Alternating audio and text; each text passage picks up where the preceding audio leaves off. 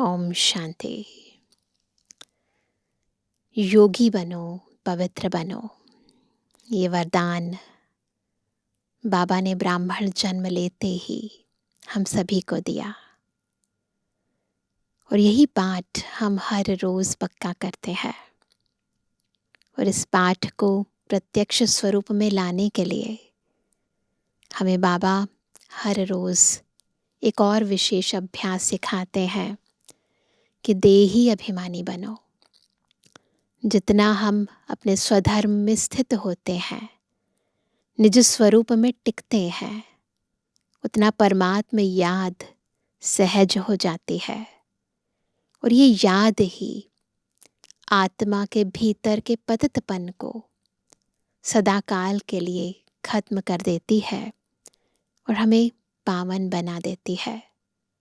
जो पवित्रता ही आत्मा के सदाकाल के सुख और शांति की जननी है, आधार है। जिस पवित्रता के बल से ही हम नव सृष्टि का सृजन कर रहे हैं। तो आज की मुरली भी हमारे इस मुख्य पाठ को पक्का करा रही है। सुनते हैं प्यारे बाबा के मधुर महावाक्य। आज है 20 जुलाई 2026। बाबा के महावाक्य हैं, मीठे बच्चे, बैगर से प्रिंस बनने का आधार पवित्रता है। पवित्र बनने से ही पवित्र दुनिया की राजाई मिलती है। प्रश्न है इस पाठशाला का, कौन सा पाठ तुम्हें मनुष्य से देवता बना देता है? कौन सा है वो पाठ? उत्तर है, तुम इस पाठशाला में रोज यही पाठ पढ़ते हो। कौन सा? कि हम शरीर नहीं, आत्मा है। आत्म अभिमानी बनने से ही तुम मनुष्य से देवता, नर से नारायण बन जाते हो। तो पक्का करना ये पाठ। इस समय सब मनुष्य मात्र पुजारी अर्थात पतित देह अभिमानी है। इसलिए पतित पावन बाप को पुकारते रहते हैं। आज का गीत है, छोड़ भी दे आकाश सिंहासन, अब धरती पर आ जा रे। छोड़ भी दे आकाश सिंहासन, छोड़ भी दे आकाश सिंहासन, इस धरती पर आ जा रे।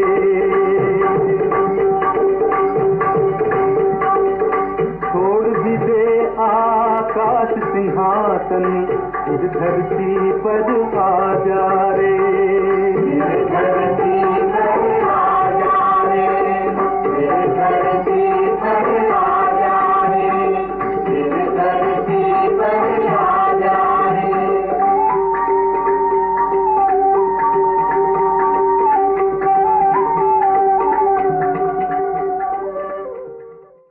ओम शांति। बच्चे जानते हैं कि यह ओम शांति किसने कहा? कौन से बच्चे? आत्माएं जानती हैं कि ओम शांति किसकी आत्मा ने कहा? परमपिता परमात्मा ने कहा।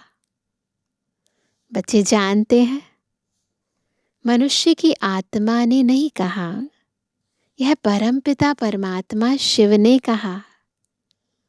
वह सभी का बाप, ऊंचे ते ऊंचा है। अब गीत में सुना, भारत पर बहुत माया का परछाया पड़ा हुआ है, बहुत पतित बन गए हैं। इसलिए पुकारते हैं क्या? कि हे पतित पावन, फिर से आओ पावन बनाने। अपना आकाश सिंहासन छोड़ कर आओ। बुला रहे हैं, आत्मा ही बुलाती है अपने बाप को, जिसको भगवान कहते हैं। कहते हैं वही पतित पावन है, एक की ही महिमा होती है।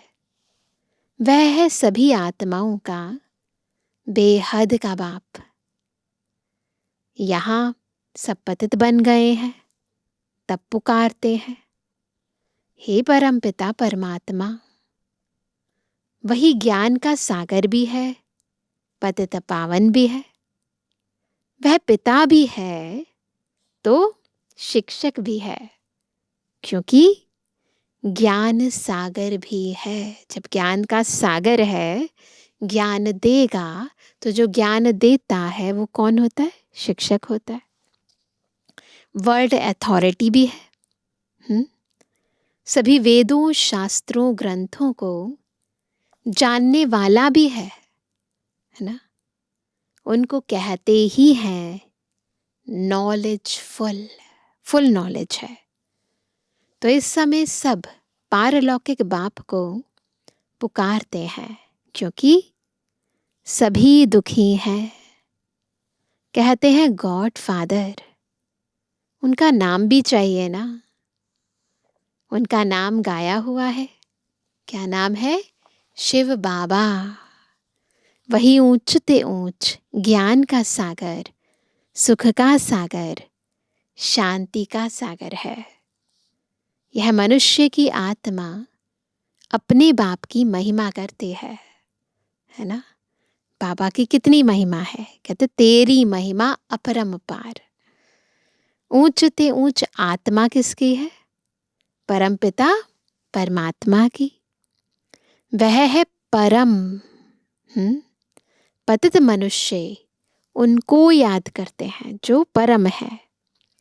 सतयुग में जब पावन भारत था, देवी देवताओं का राज्य था, तो कोई पतित नहीं था। यह है तमो प्रधान दुनिया, अर्थात दुनिया में जो मनुष्य रहते हैं सब पाप आत्माएं हैं। यही भारत पावन था, यही भारत पतित हो गया है। ये रियलाइज करने की बातें हैं। जब तक हमें ये रियलाइजेशन नहीं होती कि हम पतित बन गए हैं, तब तक पावन बनने का पुरुषार्थ नहीं होता। यहाँ कलयुग में सब पतित है, तुम जानते हो। ज्ञान का सागर, पतित पावन, परम पिता परमात्मा परम धाम से आकर हमको ब्रह्मा द्वारा पढ़ाते हैं। जरूर उनको शरीर तो चाहिए ना। यह बातें कोई शास्त्रों में नहीं है। ज्ञान का सागर जो अथॉरिटी है वही सब कुछ जानते हैं। भारत में चित्र भी दिखाते हैं। विष्णु की नाभि से ब्रह्मा निकला, उनको हाथ में शास्त्र देते हैं। हम देखते हैं ना, ब्रह्मा बाबा के हाथ में जो भक्ति मार्ग का चित्र है, उनके हाथ में शास्त्र है। तो बाबा कहते हैं अभी विष्णु कोई सब शास्त्रों का सार नहीं सुनाते हैं। परमपिता परमात्मा ज्ञान का सागर ब्रह्मा द्वारा सब शास्त्रों का सार समझाते हैं। इसके लिए यादगार में वो चित्र बना देते हैं। ब्रह्मा विष्णु शंकर का भी वह रचयिता है। ब्रह्मा को व विष्णु को ज्ञान का सागर नहीं कहेंगे। शंकर की तो बात ही छोड़ दो। अभी ज्ञान का सागर कौन? सोचने की बात है। निराकार ऊंचते ऊंच परमात्मा ही पतित पावन है। यह महिमा है उस परमपिता परमात्मा की। यहाँ भी आत्मा की ही महिमा होती है। आत्मा ही शरीर द्वारा कहती है मैं प्रेसिडेंट हूँ, मैं बैरिस्टर हूँ, मैं फलाना मिनिस्टर हूँ। आत्मा ही मर्तबा लेती है। शरीर द्वारा आत्मा कहती है मैं एक शरीर छोड़ दूसरा लेता हूँ। इस समय जब बाप आते हैं, कहते हैं बच्चे आत्म अभिमानी बनो। पहले पहले बाबा आत्मा का पाठ पक्का कराते हैं।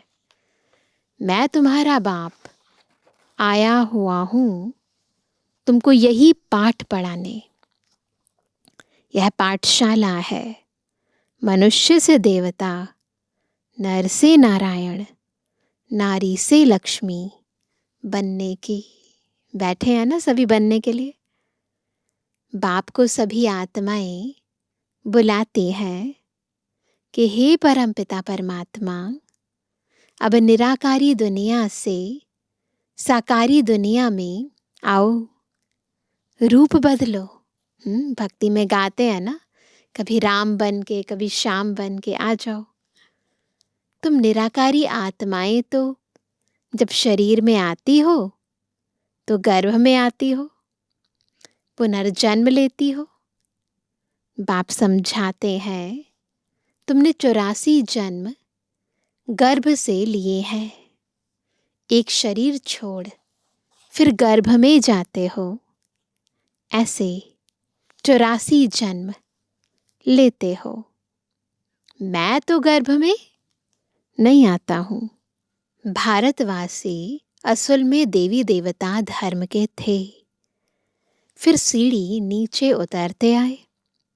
क्षत्रिय वर्ण से फिर वैश्य, शूद्र वर्ण में कलाएं कम होती जाती हैं। बुद्धि में सीढ़ी का चित्र रखेंगे समझ आएगा। भारत 16 कला संपूर्ण था, फिर 14 कला बना। भारतवासी अपने जन्मों को नहीं जानते। जो अलग अलग जन्मों में आए वो नहीं जानते।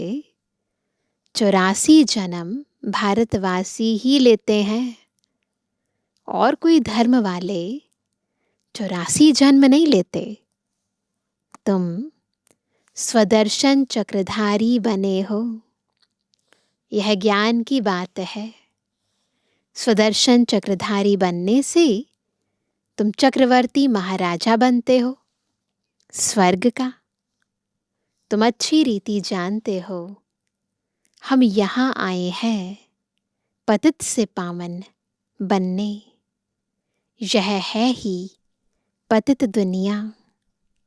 पतित पावन सर्व का सद्गति दाता तो एक ही बाप है। सब उनको ही पुकारते हैं, बाप को याद करते हैं, श्री कृष्ण को नहीं। श्री कृष्ण ने गीता नहीं सुनाई। गीता है सर्वशास्त्रमयी शिरोमणि, सब शास्त्रों की माँ जननी है, सिर की मणि है। भारत की गीता किस धर्म का शास्त्र है? आदि सनातन देवी देवता धर्म का। किसने गीता गाई? राजयोग किसने सिखाया? परमपिता परमात्मा पतित पावन बाप ने।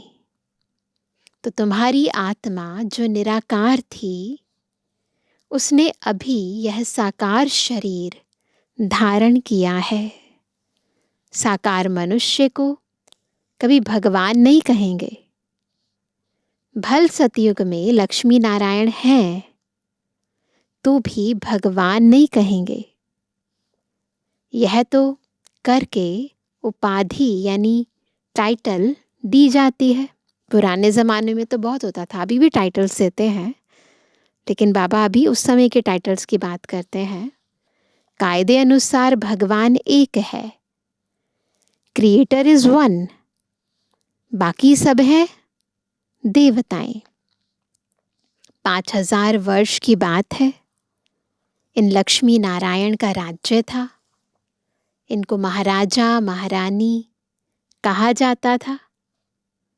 भगवान महाराजा नहीं बनते हैं, वह तो बाप ही है जो आकर भारतवासियों को ऐसा देवी देवता बनाते हैं। अभी तो देवी देवता धर्म का कोई है नहीं। इनको कहा जाता है रावण संप्रदाय, क्योंकि रावण राज्य है।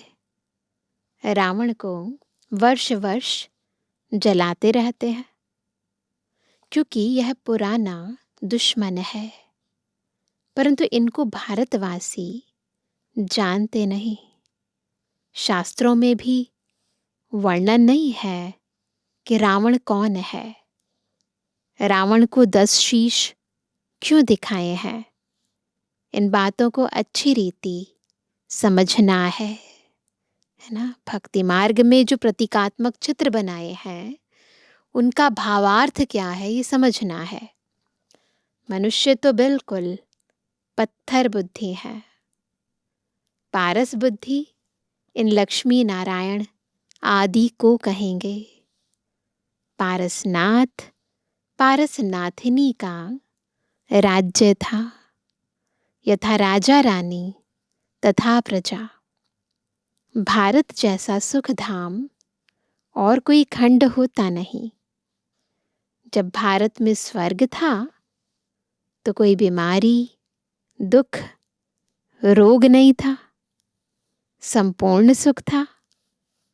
गाया जाता है ईश्वर की महिमा अपरम अपार है। वैसे भारत की भी महिमा अपरम अपार है। सारा मदार पवित्रता पर है। पुकारते भी ऐसे हैं, सब पतित है। पीस नहीं है, प्रॉस्पेरिटी भी नहीं है।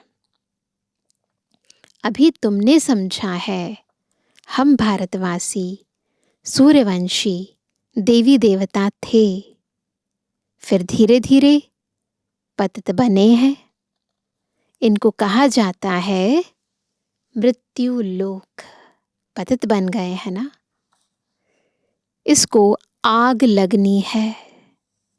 यह है शिव ज्ञान यज्ञ, रुद्र ज्ञान यज्ञ भी कहते हैं। मनुष्य नाम तो बहुत रख देते हैं। जहां भी शिव की मूर्ति देखते हैं तो अनेक भिन्न भिन्न नाम रख देते हैं। एक के ही अनेक नाम से मंदिर बनाते हैं। तो बाप बैठ समझाते हैं ज्ञान, भक्ति, वैराग्य। अभी भक्ति पूरी होती है, तुमको भक्ति से वैराग्य आता है ना। भक्ति से वैराग्य अर्थात इस पुरानी दुनिया से वैराग्य है। यह पुरानी दुनिया विनाश होनी है। बच्चे पूछते हैं, बाबा हम पतित से पावन कैसे बने? कई नए आते हैं तो अलाउ नहीं किया जाता है। नयों को अलाउ नहीं करते हैं। जैसे कॉलेज में कोई नया जाकर बैठे तो कुछ भी समझ ना सके, और किसको पता ही नहीं है मनुष्य से देवता कैसे बन रहे हैं। मनुष्य जो पतित है वही पावन बनते हैं। इस समय भारत भी बैगर है। सतयुग में भारत प्रिंस था। श्री कृष्ण सतयुग का पहला नंबर प्रिंस था। उसमें सब गुण है। राज्य लक्ष्मी नारायण का कहेंगे, क्योंकि प्रिंस है ना वो। तो प्रिंस तो राज्य नहीं करते। जब गद्दी पर बैठते हैं, है ना, जब स्वयंवर होता है तब राज्य करते हैं। श्री कृष्ण तो प्रिंस था, राधे प्रिंसेस थी। श्री कृष्ण प्रिंस की ही महिमा गाई जाती है। सर्वगुण संपन्न, 16 कला संपूर्ण। उसने कोई गीता नहीं सुनाई। वह तो सतयुग का प्रिंस था। वह पतित मनुष्यों को पावन बनाने के लिए गीता पाठ सुनाए, यह हो नहीं सकता। यह सब शास्त्र हैं भक्ति मार्ग के। कितनी शास्त्रों की महिमा है। सतयुग में कोई शास्त्र, चित्र आदि भक्ति मार्ग के होते ही नहीं। वहाँ तो ज्ञान की प्रालब्ध होती है, 21 जन्मों के लिए फिर से सतयुग का राज्य भाग के ले रहे हैं। भारतवासी सतयुग में 5000 वर्ष पहले विश्व के मालिक थे और कोई भी पार्टीशन आदि नहीं था। 5000 वर्ष की बात है। अभी कलयुग का अंत है ना, विनाश सामने खड़ा है। भगवान ने यह ज्ञान यज्ञ रचा है। पतित कलयुग को पावन सतयुग बनाने तो जरूर पतित दुनिया का विनाश होगा, है ना। तो पतित दुनिया खत्म होगी तभी तो पावन दुनिया आएगी। गाया भी हुआ है ब्रह्मा द्वारा आदि सनातन देवी देवता धर्म की स्थापना। अब शिव बाबा ब्रह्मा द्वारा करा रहे हैं। तुम अभी मनुष्य से देवता बन रहे हो। गाते भी हैं, परमपिता परमात्मा ब्रह्मा द्वारा स्थापना कराते हैं। वह तो हुआ प्रजापिता, उनकी सब औलाद हैं। बरोबर ब्रह्मा द्वारा ही स्वर्ग की स्थापना हुई थी। आज से 5000 वर्ष पहले भी मैं संगम पर आया था तुमको यह राजयोग सिखाने। श्री कृष्ण नहीं, मैं आया था। क्लियर करके बता रहे हैं गीता किसने गाई। भगवान उवाच कौन है ना। कौन पतित से पावन बनाते हैं, कौन ज्ञान दाता है। तो श्री कृष्ण नहीं, मैं आया था। श्री कृष्ण पतित दुनिया में आ नहीं सकता, बाप ही आते हैं। वही सर्व का सद्गति दाता है। मनुष्य मनुष्य को सद्गति दे नहीं सकते। याद भी सभी एक को ही करते हैं। परमपिता परमात्मा कहाँ रहते हैं तुम बच्चे जानते हो। परम धाम में रहते हैं। वह है ब्रह्म महातत्व। वहाँ आत्माएं पवित्र जैसे महात्माएं हैं। यहाँ भी महान आत्मा पतित आत्मा कहते हैं ना। वास्तव में यहाँ महान आत्मा एक भी नहीं है, पवित्र कोई नहीं है ना। आत्मा को ही पावन सत्व प्रधान बनना है, ज्ञान और योग से, न कि पानी से। आत्मा ही पतित बनी है। आत्मा में ही खाद पड़ती है। आत्मा ही गोल्डन, सिल्वर, कॉपर, आयरन बनती है। अभी आत्माएं जो पतित हैं उनको पावन कौन बनाए सिवाय परमपिता परमात्मा के। और कोई बना ना सके। बाप ही बैठ समझाते हैं, माम एकम याद करो तो तुम्हारे पाप भस्म हो जाएंगे। जितना याद करेंगे उतना पतित से पावन बनेंगे। मेहनत इसमें है। ज्ञान तो सारा बुद्धि में है। यह चक्र कैसे फिरता है, हम 84 जन्म कैसे लेते हैं। सतयुग में कितना समय राज्य चलता था, फिर रावण कैसे आता है। रावण है कौन, यह भी किसको पता नहीं है। कब से रावण को जलाते आते हैं, यह भी किसको पता नहीं। हर वर्ष जलाते हैं। कहीं कहते हैं ना द्वापर से जला रहे हैं, तो बाबा भी कहते हैं सतयुग में तो नहीं जलाएंगे। अभी है ही रावण राज्य। राम राज्य तो कोई स्थापन कर नहीं सकता। यह तो बाप का ही काम है। पतित मनुष्य तो कर ना सके, है ना। ये सब काम पतितों को पावन बनाना, मनुष्य को देवता बनाना, सारी सृष्टि के अंदर सतयुग की पुनर्स्थापना करना, ये सारे कार्य केवल एक बाबा कर सकते हैं। इसलिए बाबा ने कहा यह तो बाप का ही काम है, पतित मनुष्य तो कर नहीं सकते, वह तो सब विनाश हो जाएंगे। पतित दुनिया ही विनाश होनी है, तो दुनिया में सब आ गया, जीव जंतु प्रकृति मनुष्य आत्माएं सब। सतयुग में एक भी ऐसे नहीं कहेंगे कि हे पतित पावन आओ, क्योंकि सब पावन है। वह तो पावन दुनिया है ना। तुम अभी जानते हो कि इन लक्ष्मी नारायण को ऐसा स्वर्ग का मालिक किसने बनाया, फिर इन्होंने 84 जन्म कैसे लिए। आदि सनातन देवी देवता धर्म वालों ने ही 84 जन्म लिए हैं। वही इस समय शूद्रवंशी बने हैं। अब फिर ब्राह्मण वंशी बनते हो, बाजोली खेलते हैं ना। अभी तुम हो ब्राह्मण चोटी, ये है विराट रूप। यह है ऊंच ते ऊंच चोटी, टॉप नॉट। ब्रह्मामुख वंशावली, ब्राह्मण कुलभूषण। अभी तुम शिव बाबा के बच्चे भी हो, पोत्रे पोत्रियां भी हो, शिववंशी, फिर ब्रह्मा कुमार कुमारियां हो। वर्षा मिलता है दादे से। बाप कहते हैं मुझे निरंतर याद करो, पावन बनो तो तुम मेरे पास मुक्ति धाम में आ जाएंगे। इन बातों को समझेंगे वही जिन्होंने कल्प पहले समझा है। वह तो हजारों हैं।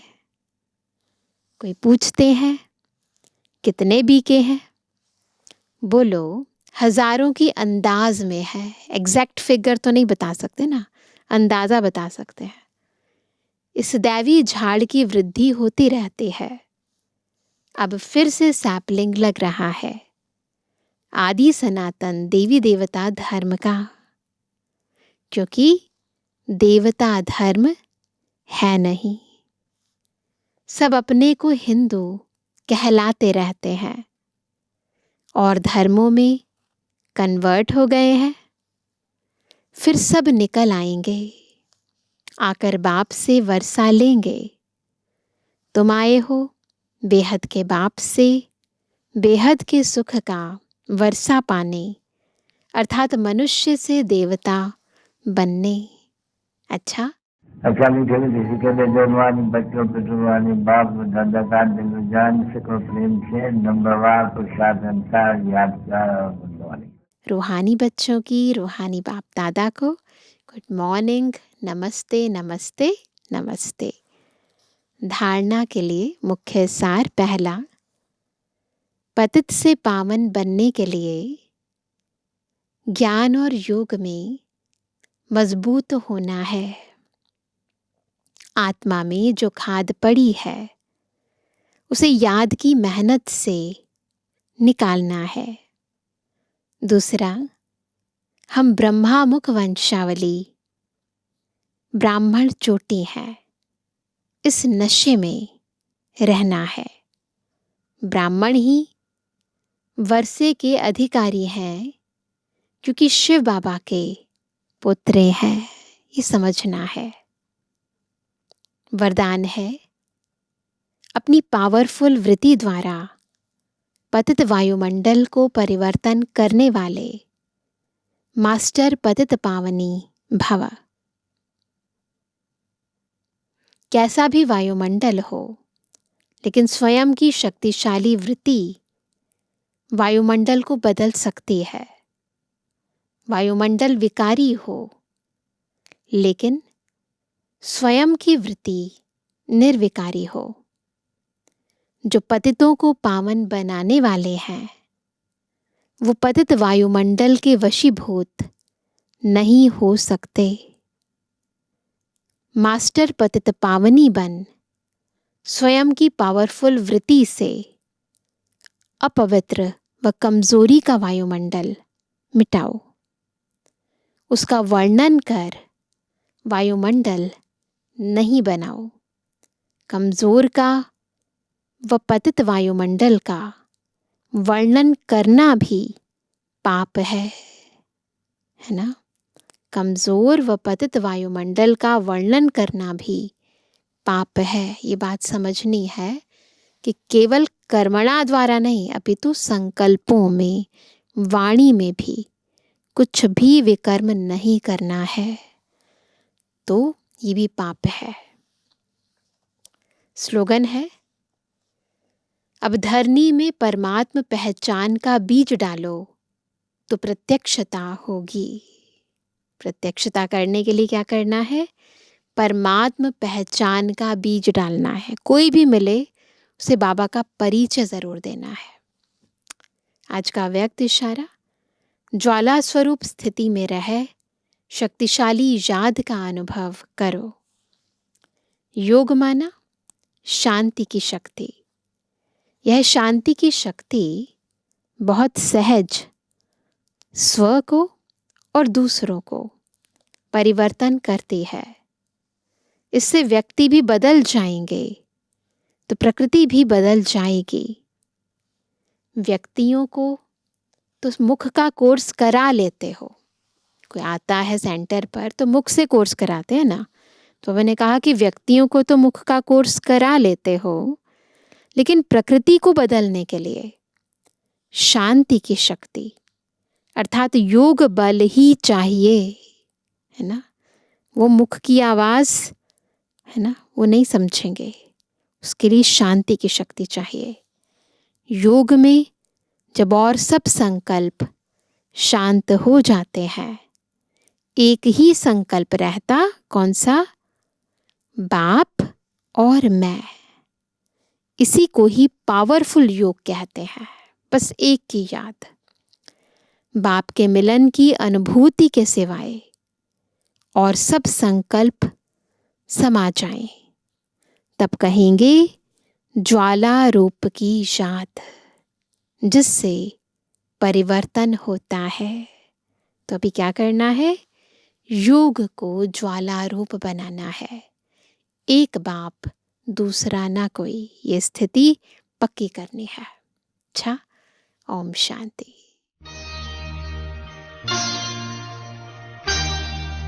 तुम्हारे प्यार से बाबा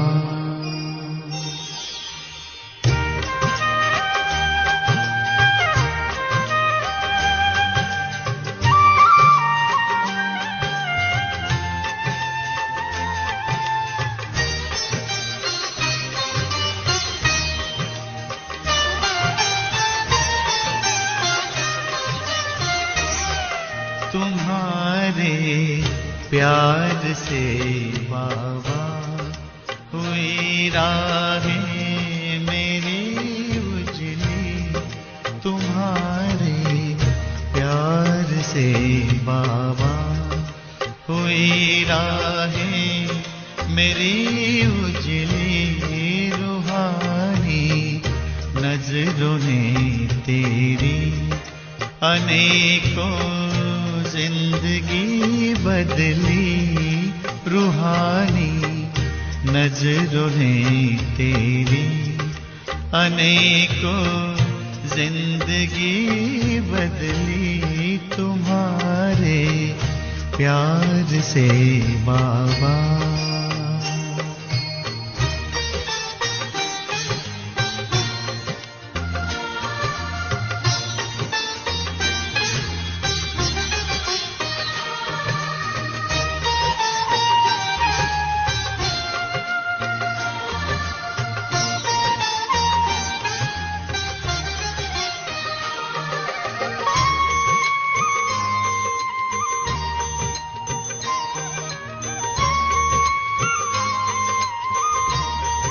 मेरे मन की धरा पर तुम गगन बन कर के छाए हो। उठी नजरें जिधर भी बस नजर तुम ही तो आए हो।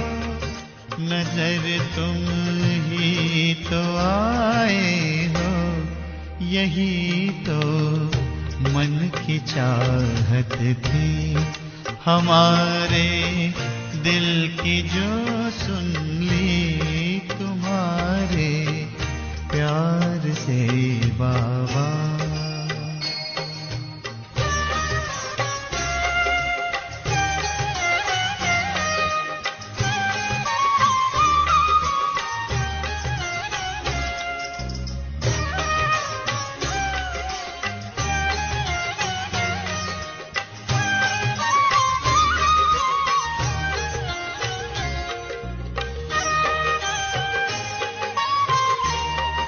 तुम्हारे साथ का एक पल कई जन्मों से बेहतर है, सफल हर पल हुआ अपना, नजर तेरी जो हम पर है, नजर तेरी जो हम पर है, यही यादें ही रह रह कर चमक जाती है जो बिजली तुम्हारे प्यार से बाबा।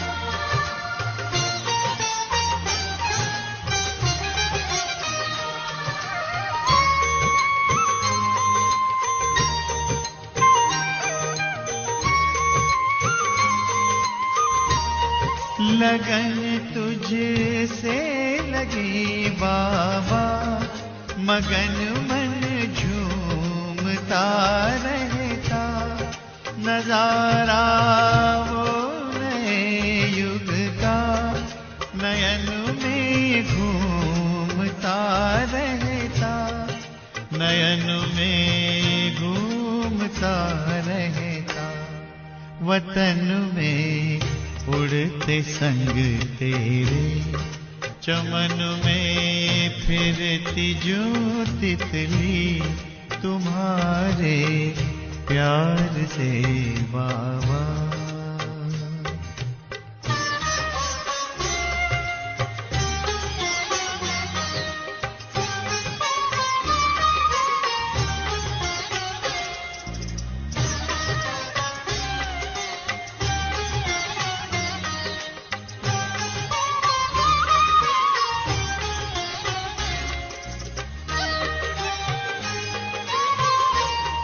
उठाकर प्यार से हमको दिया ऊंचा, हमें आसन सजाकर सद्गुणों से है दिया, दिल का है सिंहासन दिया, दिल का है सिंहासन, है लाखों शुक्रिया दिल से, यही आवाज है निकली तुम्हारे प्यार से बाबा। हुई राहें मेरी उजली तुम्हारे प्यार से बाबा, हुई राहें मेरी उजली रूहानी नजरों ने तेरी, अनेकों जिंदगी बदली रूहानी नजरों ने तेरी, अनेकों जिंदगी बदली तुम्हारे प्यार